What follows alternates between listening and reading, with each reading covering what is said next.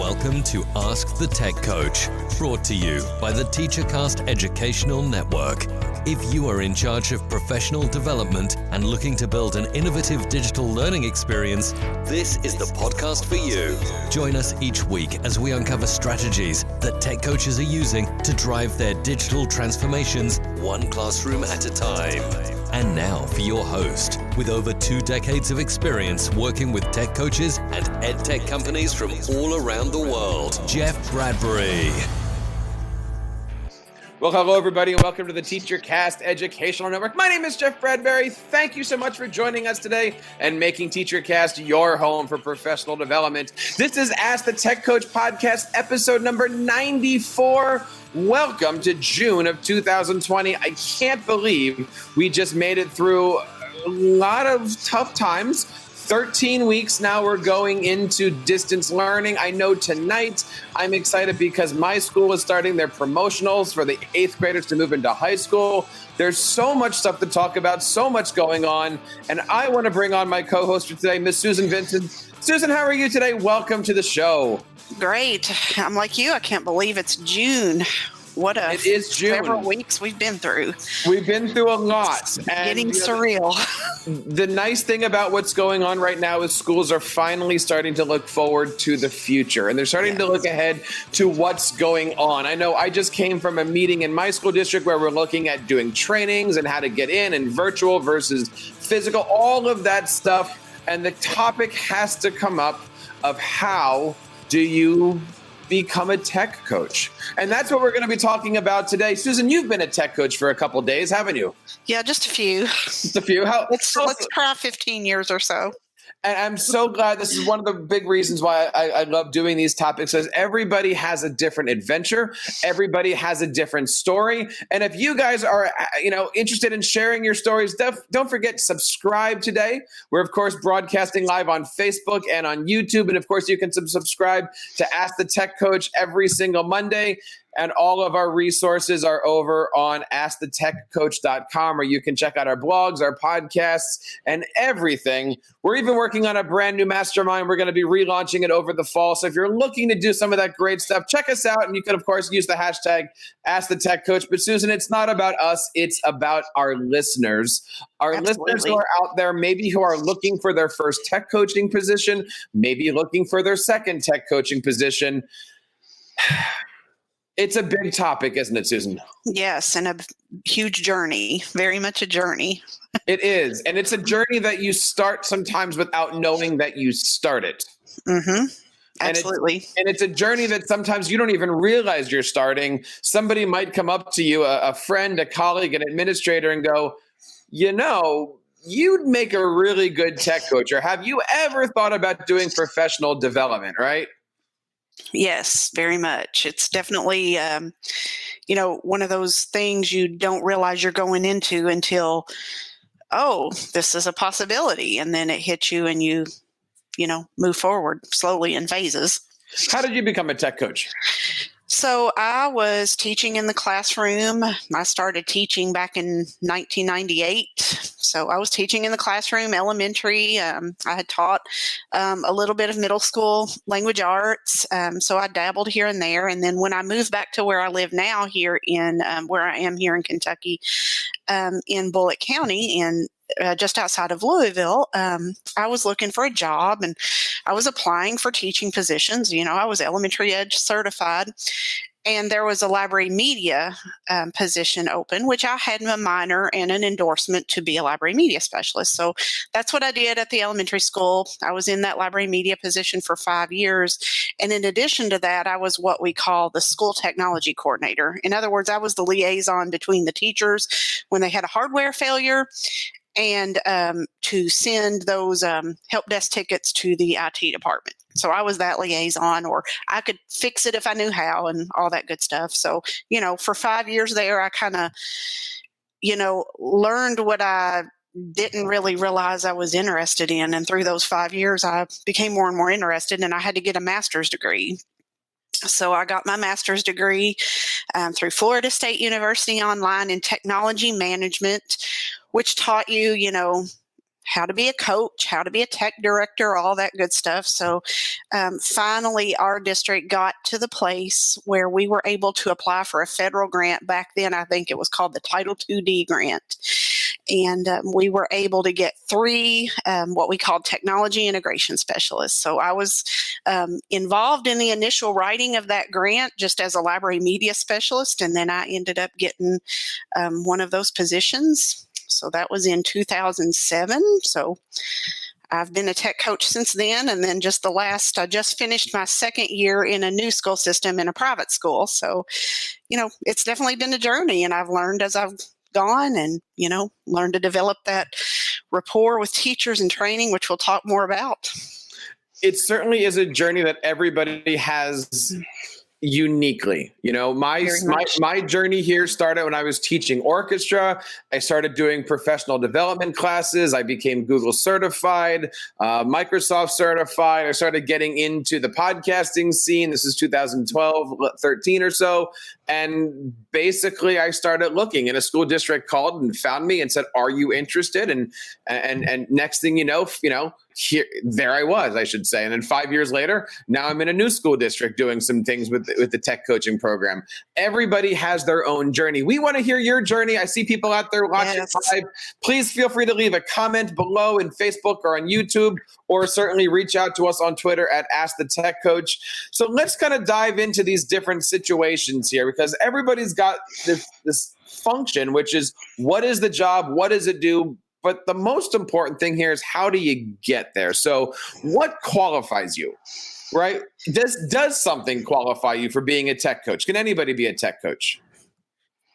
Well, one thing, and I've put this in the show notes for, for those of you who want to kind of study over this later, is you need to be able to reflect upon your own strengths and not be afraid to tout your knowledge. But remember, just because you are, whether you're a self-proclaimed tech geek or someone else has proclaimed you a tech geek, you might be able to talk that tech talk, but until you can talk the tech talk on the level of the user and the teacher and that beginner, you might not be made to be a tech coach. You might be made to be an IT person. Right. But you might not be made to be a tech coach, and it's 2 different worlds. Though we want to meld them together and work together well, a tech coach is not always the tech geek. You don't want to be approaching EdTech as if you were Sheldon Cooper. You don't want to be talking on this high level. I feel that a tech coach should, at first and foremost, be a teacher, somebody who's been there. And I also find, I'm going to generalize, and please pick on me here, Susan, and anybody else, but tech coaches usually come in 2 varieties. They're either the middle 20s, a couple years in, people find that they like technology, and then they have that, I want to get out and I want to go.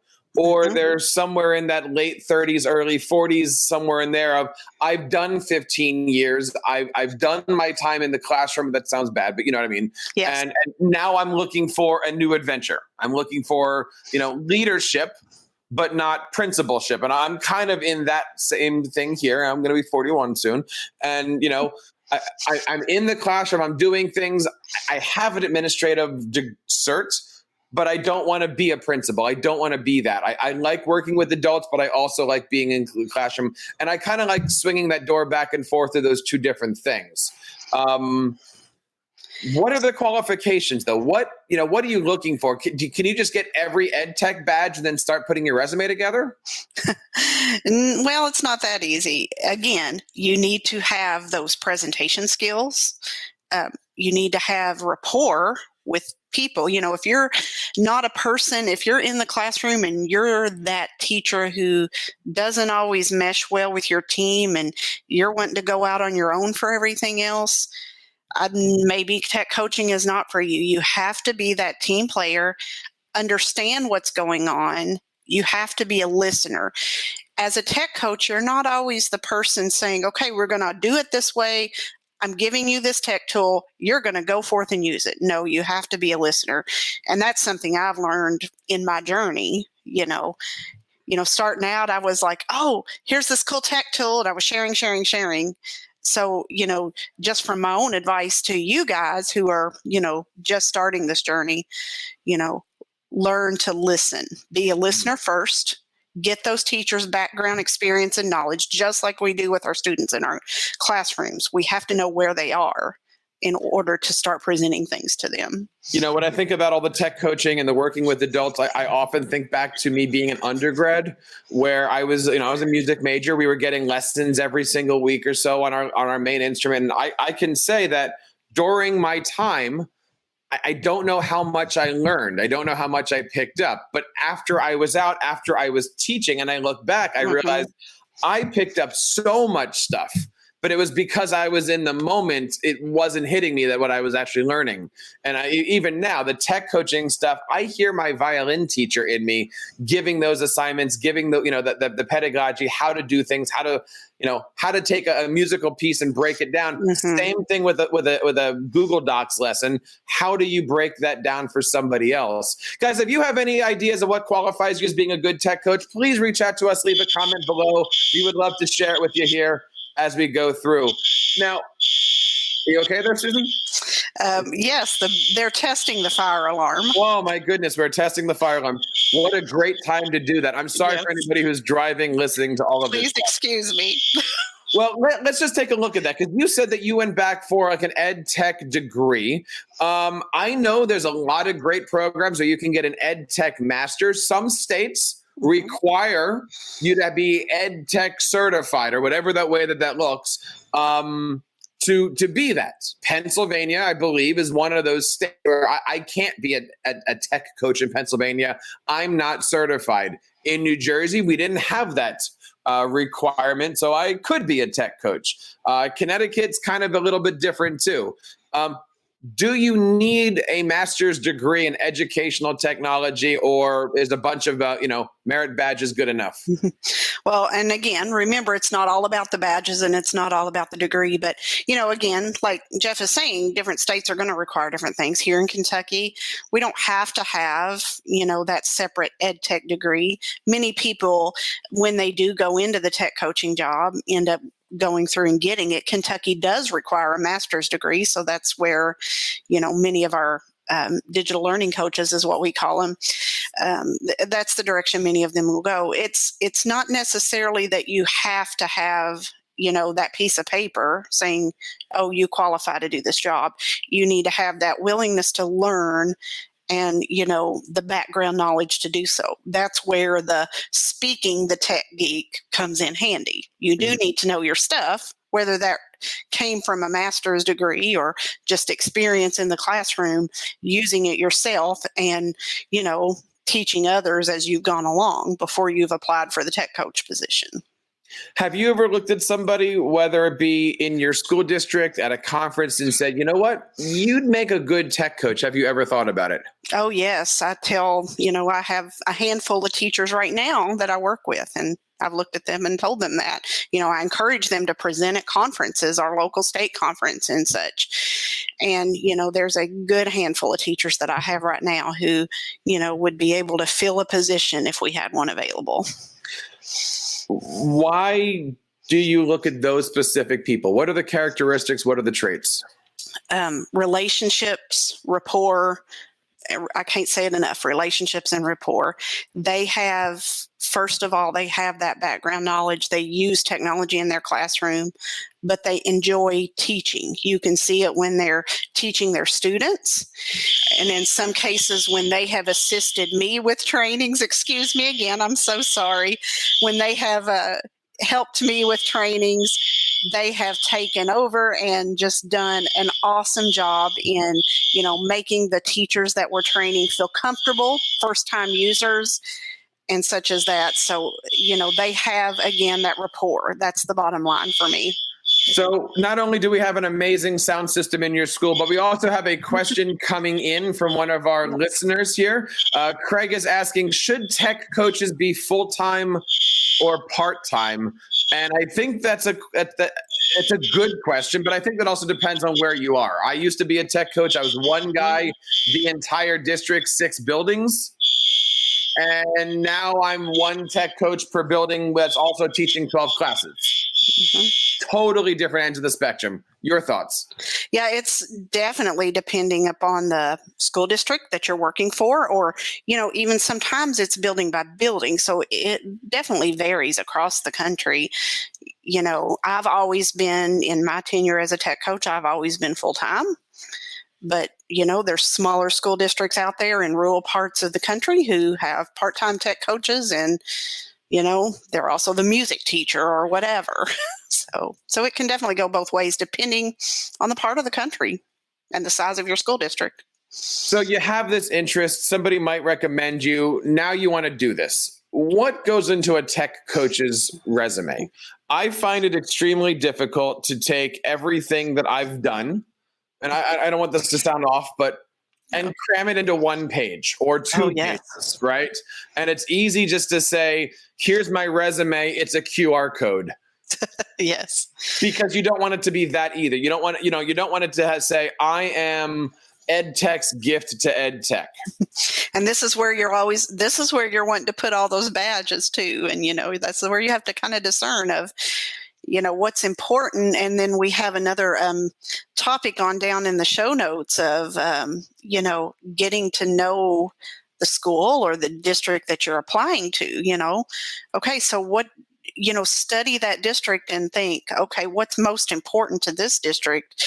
And then determine, okay, what should I put on my resume that would make me marketable to this interview committee? I know so many people that have a standard about me paragraph and they just paste. And maybe if I'm a Microsoft district, I don't care that you're a Google trainer or a Google level 1. And so maybe that's important to put on your resume, but maybe that's third. And you put your MIE status for, knowing that. And I also find that, right. And so knowing where to put those different things is tough. And you know what? There isn't a right answer. There really isn't a right answer. I feel that it's just like anything else. There's a lot of wrong answers, right? But there's but there is no real right answer for doing all of this stuff. So Jeff, let me ask you this: on your journey, you've just this past school year switched school districts. So how did you determine, as you moved, what to put on your resume as you were looking for a new position? I made sure I knew the school district I was walking into. I was fortunate enough to have a friend in an administrative position kind of help me get into the school district and get the resume passed. I knew they were a Google school.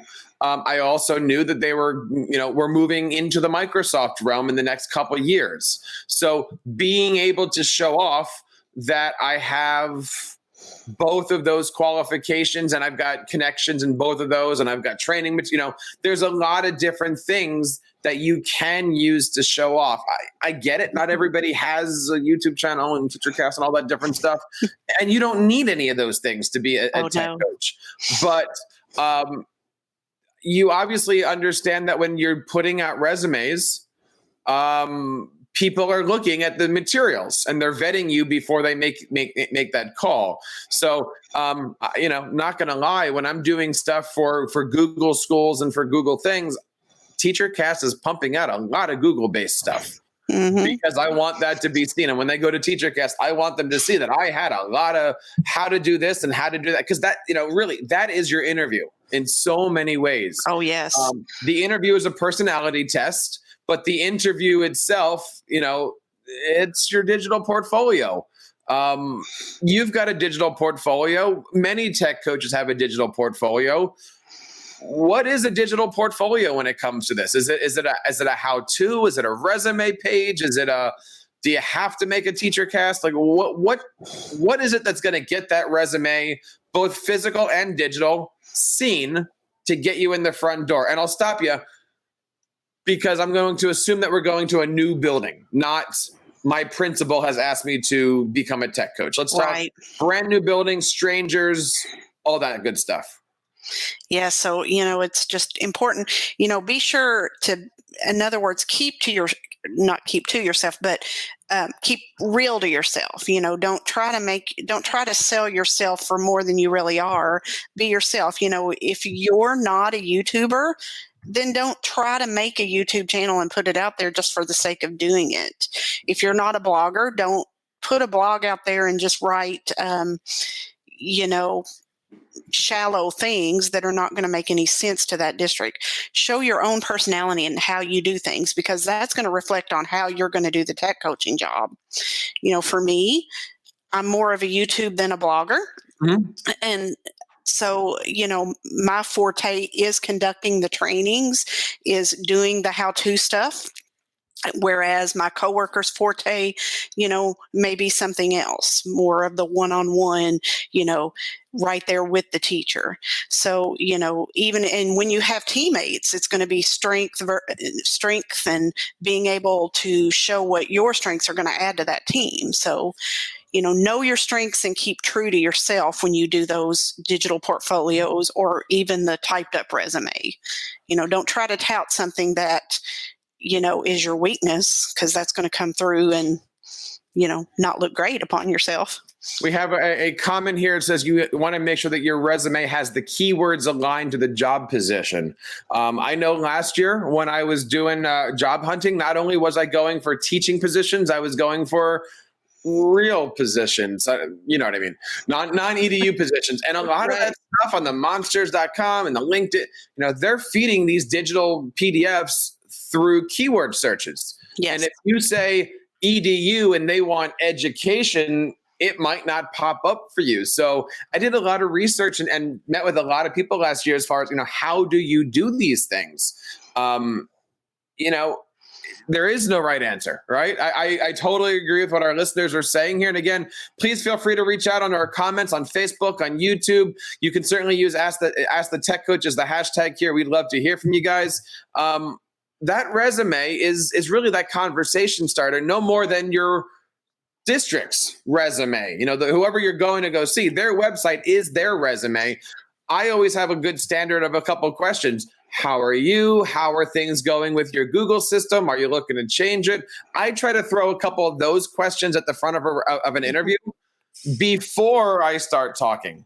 Because you never want to go in there and say, Google is awesome, and have the next thing they're saying is, yes, we're going to Microsoft. We're Microsoft School, yes. We're moving forward because the interview, if we can transition there, is equally as important. Many people who are listening, kind of know my story. I went into an interview once and started talking about all the great things that I've done, all the ISTEs that I've been to, and it didn't land me anywhere. They were kind of offended by it. And I went, oh, ouch. Mm-hmm. And ouch, right? Ouch. Right. So you want to make sure that, you know who you're talking to, you know what their rule is. Are they a gatekeeper to get you to the next guy? Or are they the decision maker, right? Yeah, and those are important things to know and consider who you're talking to, yes. Right. Do you have any suggestions for interviews? Have you been on tech coach interviews other than your own? But have you been on the other side of the table interviewing tech coaches? I have. Like I said, I was in my previous district for almost 15 years. And so we started out with 3 of us, and someone left. So we transitioned a couple of times. I was one of the constant people among 2 others. And and we just had to think about, okay, where's our focus? At one point when we were hiring one new person after I had been there a year and a half or so, our focus was still, and this was back in 2008, 2009, of just getting the teachers used to using technology. That was back in the day when we were first getting smart boards and those types of things. So it was just a person who, coming out of the classroom who had used technology. And then our focus after a few years, 5 more years down the road, we were going through some personnel transition, and we were looking at going to one-to-one. So we had to find someone, with that experience who may had dabbled in one-to-one before, who knew, and we were probably going to Chromebooks and Google at that point. So we had to, first of all, before, as an interview committee, we had to have a focus. So, if you're interviewing for a tech coach position going in, you might want to, in your studying of the district, know what their vision is. Where is their focus going? If you can't always find that out, but try to get a feel for that as you're talking to them. And, when they say, do you have any questions for us? Ask those types of things. So where are you all going as a district? What's your big picture vision? Find out about that so you can elaborate more on the questions they're asking. Having those conversation points is really extremely important now more than ever. I wanted to take a quick pause and share with you guys a brand new blog post that we have coming out on TeacherCast. It's how to keep your parents engaged throughout the summertime through Google Classroom. I know a lot of people are emailing parents left and right these days. And of course, what parent isn't just deleting all of the same emails over again? Do something different. Have all your parents and students be put into a Google Classroom. I give you guys step-by-step instructions for how to do all that stuff, and check that out over on askthetechcoach.com. And of course, you can find out more about it over on TeacherCast. Now, Susan, as we're looking forward to this, there's a lot of people that are saying, I'd like to be a tech coach soon. I'd like to be a tech coach next year. What can people do now to start preparing for this? Should they just start blasting resumes if they're ready or not? Should they be looking at next year? Should they be applying to these different badging and different EdTech openings? What can we do to better prepare ourselves for the future? That way we can land the job that we want. My biggest advice is to find a mentor, whether it is a tech coach in your building, whether it's Jeff and I, whatever. Find a mentor and ask questions. Jeff and I have been doing this, like he said, for just a few days. Mm-hmm. So, we can try to give you guidance and advice just through our own experience. We don't have all the answers, but we have experience. We've been on the journey. So find someone to talk to, have that mentor tell you their story, their experiences, what they've been through. That's huge. And, when I was first starting out in 2007, there weren't very many tech coaches in Kentucky, but there were a few, and I had some awesome people that surrounded me, and some of them were tech directors who were just hiring tech coaches themselves, but I did a lot of talking with them. After I even first got my position, I got heavily involved in our state tech coaching cohort, our KISTE organization, our Kentucky Society for Technology and Education. Many states have one. It's usually affiliated with the larger ISTE organization. So get involved with those cohorts. Join our mastermind cohorts that, we're working on bettering it. Just find a mentor. That's huge. And just talk and ask questions. Certainly want to echo that. One of the things that I've done over the last couple of years is not only create the mastermind as an official group here on TeacherCast, but really create a global network of other tech coaches just to bounce things off of. That's how you and I met each other. Just being able to connect, have somebody to talk to, and really get those ideas out. Do you need to be a Google level 1? Doesn't hurt. No. Right? It doesn't hurt. Do you need to be a Google certified trainer? Doesn't hurt, right? And it's not for everybody, but it doesn't hurt. Many people are tech coaches in their building without the official title, and that's all wonderful. What is important, Susan, is that we are here to support everybody, no matter if they're in the tech coach world, looking to get into the tech coach world, or like you've been in there for a couple of hours and are looking to broaden their stuff. Susan, we're here every single Monday throughout the course of the summertime and beyond. This is, of course, episode number 94. That means we're 6 away from that big 100 number. Oh, man. We're looking forward to it. We've got some great things coming up here in the world of tech coaching. On our next couple episodes, we've got some great topics. I'm stalling for time as I pull things up. Next week on episode 95, we're going to be talking about how to run successful boot camps. Many tech coaches these days are used to putting together their summer PD, come in for a 6-hour day, we'll feed you, we'll teach you. Well, that's virtual now. So we're going to be talking next week about how to do all that stuff. And then the following week, we're going to be dealing with episode number 96, which is how do you train new teachers? I don't know if we're going to be having people coming in to do new teacher training or if that's going to be virtual, but we're going to certainly have that conversation. If any of those topics interest you or you're somebody who's planning that yourself, we would love to have you guys be a guest on the show. You can, of course, reach out to us on Twitter at AskTheTechCoach. Leave me a voicemail at teachercast.net/voicemail. I would love to have you guys on. and check us out. Many of you guys have been commenting on our video. We are now live in the brand new TeacherCast studios, and many of you guys are commenting on the fact that there's just so much chaos going on here. There are things that are fixed. There are things that need to get re-put together. We are building out a brand new studio here, so check out all the great stuff over on TeacherCast. Of course, you've got our Ask the Tech Coach network. We've got everything going on as far as all the educational podcasting stuff goes, and there's just a lot of great stuff as we start to kind of come out of that proverbial shell and get back into the world with all the stuff that's happening here. And I can't believe I'm saying this, Connecticut. Susan, thank you so much for joining me today. We're going to be doing Tech Coach Live probably around this time every week over the summertime. We haven't quite settled into a calendar yet. So if you want to check out the live show, you're going to have to subscribe to us over on teachercast.net/YouTube. We want to say thank you to the hundreds of people who are listening live. Yes, Susan, thank you. I'm going to keep pressuring you because I like to do that. When is your new website going to be launched?